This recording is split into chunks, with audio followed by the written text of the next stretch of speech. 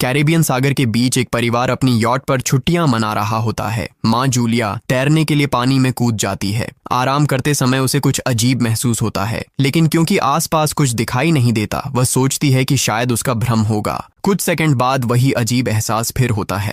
इस बार भी कुछ नजर नहीं आता, लेकिन अब वह घबरा जाती है और यॉट की तरफ तैरना शुरू करती है। तभी अचानक कोई उसकी टांग खींचने लगता है और वह मदद के लिए जोर जोर से चिल्लाने लगती है। उसकी बेटी कैसी हेडफोन लगाकर म्यूजिक सुन रही होती है, इसलिए उसे कुछ सुनाई नहीं देता। पति टॉम और बेटा बेन मछली पकड़ने में व्यस्त होते हैं। जूलिया पानी के ऊपर टिकने की कोशिश करती है, लेकिन मुंह में पानी जाने की वजह से चिल्लाना मुश्किल हो जाता है। थोड़ी देर बाद टॉम को एहसास होता है कि काफी देर से उसने जूलिया को नहीं देखा। वह यॉट पर उसे ढूंढता है और फिर अपनी पत्नी को खतरे में देख लेता है। वह बच्चों को बुलाता है, यॉट को उस तरफ ले जाता है और पानी में कूद जाता है। जल्दी से जूलिया तक पहुंचकर उसे संभालता है और यॉट की ओर तैरता है। बच्चे दोनों को ऊपर खींच लेते हैं। परिवार जूलिया को संभालता है, लेकिन जूलिया खुद को समझाती है कि शायद लहरों की वजह से ऐसा हुआ होगा। रात को सब मिलकर बेन का जन्मदिन मनाते हैं। कैसी को उसके बॉयफ्रेंड का कॉल आता है, तो वह लैपटॉप लेकर बाहर चली जाती है। वीडियो कॉल में उसका बॉयफ्रेंड दिखाता है कि शहर के ऊपर बड़े बड़े काले बादल छा गए हैं। कॉल ग्लिच होकर फ्रीज हो जाती है। कैसी यह बात परिवार को बताने आती है, लेकिन टॉम कहता है कि शायद जमीन से दूर होने की वजह से सिग्नल कमजोर है। तभी सबको एक आवाज सुनाई देती है। वे सब बाहर जाते हैं और देखते हैं कि व्हेल मछलियों का एक समूह गुजर रहा है। टॉम समझाता है कि व्हेल मछलियां हमेशा पृथ्वी के मैग्नेटिक फील्ड को फॉलो करती हैं, लेकिन जब तूफान आता है तो वे कंफ्यूज हो जाती हैं। अचानक यॉट जोर से हिलती है और बेन गिर जाता है। टॉम को चिंता होती है कि कहीं यॉट को नुकसान तो नहीं पहुंचा, इसलिए वह डाइव करके नीचे चेक करने चला जाता है। कुछ देर बाद वह सतह पर वापस आता है, लेकिन उसके कंधे पर एक बड़ा घाव होता है। जूलिया तुरंत उसका जख्म सीती है। टॉम बताता है कि पानी के अंदर उसे ऐसा लगा जैसे उसके पीछे कोई बहुत बड़ा जीव था, लेकिन जब उसने मुड़कर देखा तो प्रोपेलर से कट लग गया। वह कहता है कि जो भी चीज थी बहुत बड़ी थी। टॉम को यॉट पर काफी नुकसान दिखाई देता है, इसलिए उन्हें मदद बुलानी पड़ती है। जूलिया बार बार रेडियो पर कोशिश करती है। कैसी फोन पर सिग्नल ढूंढती है, लेकिन कुछ भी काम नहीं करता। तभी कैसी को एक अजीब सा जीव दिखाई देता है और वह चिल्ला उठती है, लेकिन वह तो बस बेन होता है जो मास्क पहनकर मजाक कर रहा होता है। कुछ देर बाद यॉट पूरी तरह बंद हो जाती है और समुद्र के बीच में फंस जाती है। जूलिया रेडियो में एक आवाज सुनती है, लेकिन आवाज इतनी खराब होती है कि उसे कुछ समझ नहीं आता। टॉम परिवार को बताता है कि उनके पास सिर्फ 4 दिन का खाना पानी बचा है और अब उन्हें किसी मछली पकड़ने वाली नाव का इंतजार करना होगा। अचानक रडार पर कुछ डिटेक्ट होता है और परिवार को एक अजीब सी आवाज सुनाई देती है। सब दौड़कर बाहर आते हैं और हैरानी से देखते हैं कि कई सारे उल्कापिंड जमीन पर गिर रहे हैं।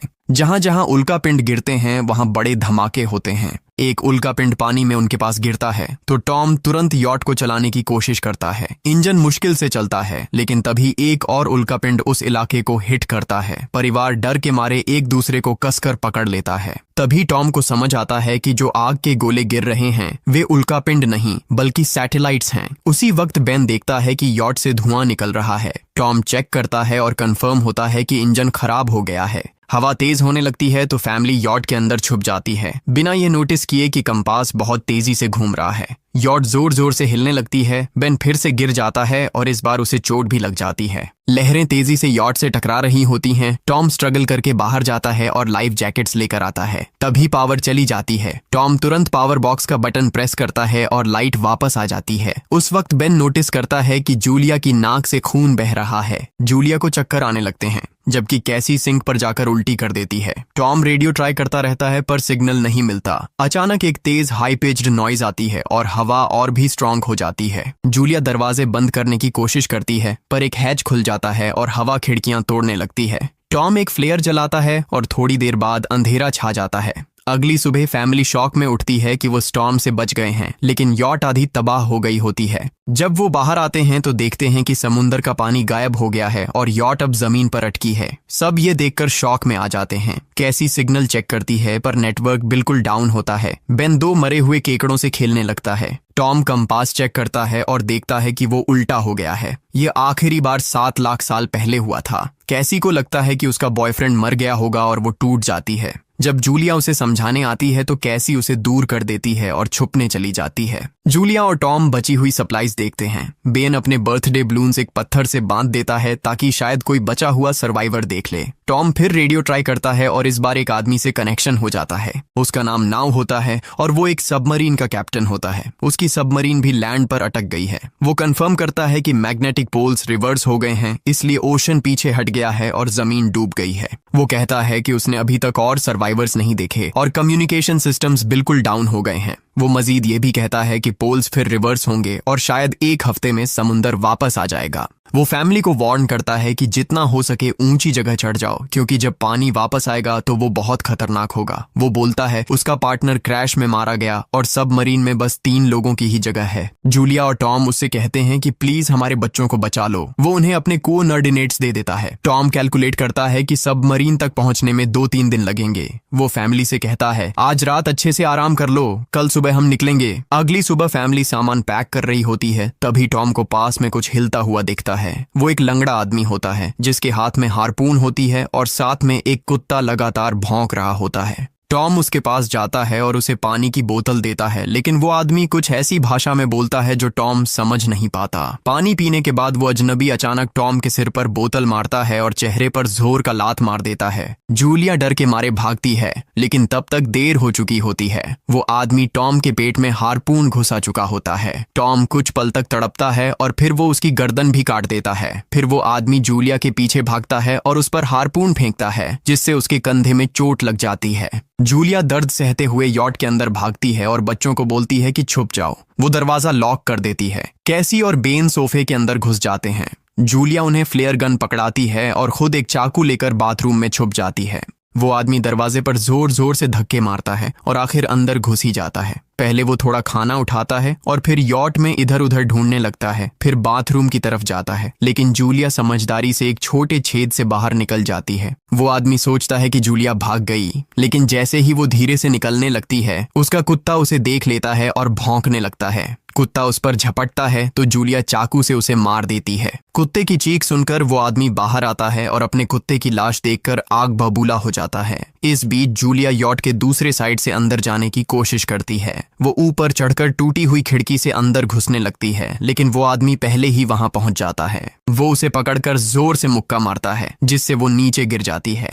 जूलिया फर्नीचर पकड़कर बचने की कोशिश करती है, लेकिन वो आदमी उसे लात मारकर दूर फेंक देता है। फिर वो उसकी कलाई पर पैर रख देता है ताकि वो चाकू छोड़ दे, और फिर उसके बाल पकड़कर उसका चेहरा जमीन पर दे मारता है और सोफे पर फेंककर उसका गला दबाने लगता है। बच्चे ये सब कुछ देख रहे होते हैं। कैसी बाहर निकलकर फ्लेयर गन चलाती है जो सीधा उस आदमी को लगती है। वो जल उठता है और यॉट में आग फैलने लगती है। बच्चे तुरंत भाग जाते हैं, लेकिन जूलिया वापस आती है। वो उसे एक किक मारकर गिराती है, मैप और बैग उठाती है और वहां से भाग जाती है। बेन और कैसी अपने पापा के पास जाकर रोने लगते हैं। जूलिया भी उनके साथ बैठ जाती है और तीनों मिलकर आंसुओं के साथ टॉम को आखिरी अलविदा कहते हैं। तभी वो डरावना आदमी फिर यॉट से बाहर निकल आता है तो फैमिली फिर से भागने लगती है। कुछ ही देर में यॉट एक बड़े धमाके के साथ उड़ जाती है। थोड़ी दूर चलने के बाद वो लोग एक छोटे से झरने के पास रुकते हैं ताकि थोड़ा आराम कर सकें। कैसी सोचती है कि शायद वो पागल आदमी उनके पास गुब्बारे देखकर आया था। ये सुनकर बेन खुद को कसूरवार मानने लगता है।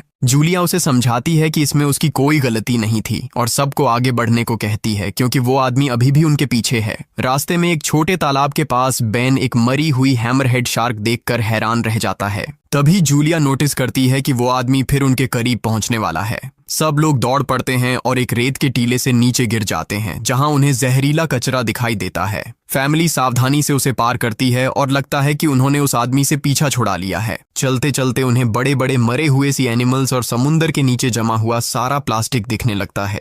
बेन धीरे धीरे चलने लगता है तो जूलिया समझ जाती है कि वो डिहाइड्रेशन के करीब है। वो सबको रुकने को कहती है। जब वो पानी की बोतल देखती है तो उसे झटका लगता है। बोतल में पानी लगभग खत्म हो चुका होता है। कैसी को एहसास होता है कि शायद उसने बोतल ठीक से बंद नहीं की थी। जूलिया गुस्से में चिल्लाती है कि उसकी लापरवाही की वजह से पानी खत्म हो गया। कैसी जवाब देती है, क्या फर्क पड़ता है, वैसे भी हम बचने वाले नहीं हैं। दोनों के बीच लंबी बहस होती है, फिर भी फैमिली आगे चलती रहती है। कुछ देर बाद उन्हें एक क्रैश हुआ प्लेन मिलता है। अंदर कुछ हिलता डुलता देख सब डर जाते हैं, लेकिन वो सिर्फ कुछ पक्षी होते हैं। फैमिली तय करती है कि रात यहीं प्लेन के अंदर गुजारेंगे। वो थोड़ा सा स्नैक शेयर करते हैं और जूलिया को टॉम की जैकेट में एक फैमिली फोटो मिलती है, जिसे देखकर उसका दिल टूट जाता है। कैसी पूछती है, मॉम आप और डैड की लव स्टोरी क्या थी? जूलिया मुस्कुराकर बताती है, टॉम हॉस्पिटल में मेरा पेशेंट था। फिर एक दिन उसने फूल और एक प्यारी सी कविता देकर अपना प्यार जताया था। रात के बीच में कैसी प्लेन से बाहर जाती है, तभी वो डरावना आदमी उसे पीछे से पकड़ने की कोशिश करता है, लेकिन जूलिया अचानक पीछे से उस पर टूट पड़ती है और बार बार चाकू से वार करके उसे मार देती है। कैसी अपनी माँ को गले लगाकर शांत करती है। अगली सुबह उस आदमी की लाश पर कीड़े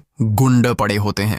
फैमिली नोटिस करती है कि उसके शरीर पर कई काटने के निशान हैं, मतलब इस एरिया में कोई खतरनाक जीव छिपा हुआ है। जैसे ही वो लोग वहां से निकलते हैं, केकड़े उसके मुंह से बाहर निकल आते हैं। कुछ घंटों बाद जूलिया और कैसी मैप देख रही होती हैं, लेकिन बेन धीरे से आगे निकल जाता है। जूलिया चिल्लाती है, रुक जाओ, लेकिन बेन एक तालाब में झुककर पानी पीने लगता है। जूलिया तुरंत उसे खींचकर बाहर निकालती है और समझाती है कि अनजान पानी उसे बीमार कर सकता है। धूप बहुत तेज हो जाती है तो फैमिली अपने सिर कपड़ों से ढक लेती है। बेन को चक्कर आने लगते हैं, तभी उन्हें कुछ पुराने कुर्सियां मिलती हैं और जूलिया कैसी उनसे एक टेम्पररी शेल्टर बना लेती हैं। जूलिया बेन को इंजेक्शन लगाती है और तय करती है कि वो रात वहीं बिताएंगे। सुबह जूलिया एक अजीब सी आवाज सुनकर उठती है।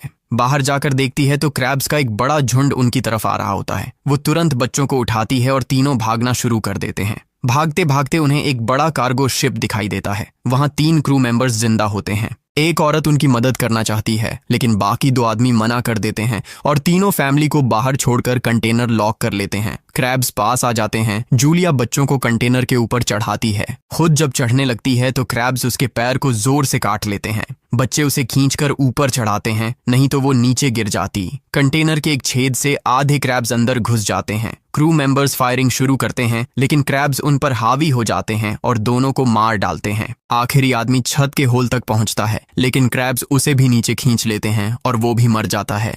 जूलिया अपने जख्म पर पट्टी बांधती है और बेहोश हो जाती है। कुछ देर बाद जब वो उठती है तो खुद को रेत के तूफान के बीच अकेली पाती है। वो घबराकर बच्चों को ढूंढने लगती है। एक मरी हुई औरत का हथियार उठाती है और जोर जोर से चिल्लाती है। कैसी उसकी आवाज सुनकर लौट आती है और बताती है कि वो और बेन मदद ढूंढने गए थे, लेकिन कोई नहीं मिला। फिर दोनों बेन से मिलते हैं, जिसे एक खुला कंटेनर मिलता है जहां वो तूफान खत्म होने तक रुक सकते हैं। जूलिया टॉम का लाइटर निकालती है और अपने जख्म को जलाकर बंद करती है, जो बेहद दर्दनाक होता है। तूफान थमने के बाद उन्हें एक और कंटेनर मिलता है जिसमें बहुत सारी पानी की बोतलें होती हैं। बॉडीज चेक करते वक्त उन्हें एक रेडियो और एक गन भी मिलती है। जूलिया नाव से संपर्क करती है और बताती है कि मैप खो गया है। इस पर नाव बताता है कि उन पर आर्थ्रोपॉड्स ने हमला किया था। वो अबिस के जीव हैं जो ऑक्सीजन की वजह से पूरी तरह पागल हो चुके हैं।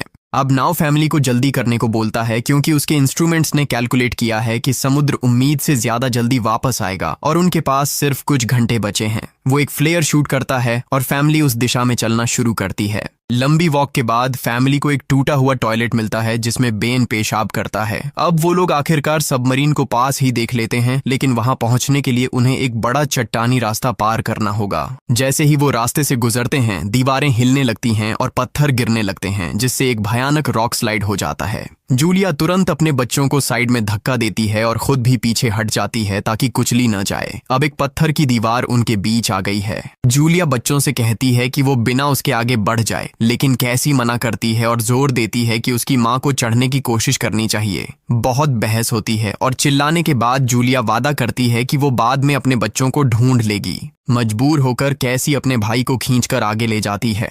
बच्चे चट्टानी रास्ता चढ़कर सबमरीन की तरफ भागते हैं, लेकिन वहां पहुंचकर देखते हैं कि नाव बाहर खून में लथपथ पड़ा है। वो समझाता है कि उसके लिए सब खत्म हो गया है और अब बच्चे सबमरीन ले सकते हैं। ये सोचकर कि एक एक्स्ट्रा जगह होगी, कैसी वापस अपनी माँ को ढूंढने भागती है। तभी जूलिया केकड़ों को आता देखती है और वो फायरिंग शुरू कर देती है। कुछ केकड़ों को वो मार देती है, लेकिन झुंड बहुत बड़ा होता है और सबसे लड़ना मुश्किल हो जाता है। उसी वक्त कैसी दीवार के ऊपर दिखाई देती है और हाथ आगे बढ़ाती है तो जूलिया अपने घायल पैर के बावजूद तेजी से चढ़ना शुरू करती है। कैसी की मदद से वो दूसरी तरफ पहुंच जाती है और दोनों साथ में सबमरीन की तरफ भागते हैं। बेन पहले से ही ऊपर खड़ा होता है और फायर खोल देता है ताकि केकड़े डिस्टर्ब रहें जब तक फैमिली ऊपर चढ़ जाए। केकड़े नाव के शरीर तक पहुंचते ही तुरंत उसे खाने लग जाते हैं। जूलिया गन उठाती है और फायरिंग जारी रखती है जब तक बच्चे अंदर चले जाएं। जब वो सुरक्षित हो जाते हैं, जूलिया समझती है कि गोलियां खत्म हो गई हैं, तो वो गन केकड़ों पर फेंक देती है और अपने बच्चों के साथ अंदर चली जाती है। फैमिली हैच को अच्छे से लॉक करती है और खिड़की से केकड़ों को सबमरीन के चारों तरफ देखती है। इसी वक्त समुद्र वापस आ जाता है तो तीनों तुरंत अपनी सीटों पर बैठकर बेल्ट पहन लेते हैं और एक दूसरे का हाथ पकड़ लेते हैं। तेज लहरें सबमरीन को जोर जोर से इधर उधर फेंकना शुरू कर देती हैं, जिससे जूलिया को पूरी जर्नी के विजन दिखने लगते हैं और कैसी उल्टी कर देती है। जल्दी ही वो हाई पिच आवाज वापस आती है और फैमिली बेहोश हो जाती है। कुछ देर बाद जूलिया और बच्चे होश में आते हैं और खुद को जिंदा देखकर खुश होते हैं। वो हैच अनलॉक करके बाहर निकलते हैं और देखते हैं कि लहरों ने सबमरीन को एक तबाह शहर में गिरा दिया है। यानी अब जिंदा रहने और नया जीवन शुरू करने की उम्मीद है। और यहीं पर फिल्म खत्म होती है। चैनल को सब्सक्राइब करना न भूलें और बेल आइकन जरूर दबाएं ताकि आपको ऐसे ही मजेदार वीडियो मिलते रहें। देखने के लिए धन्यवाद।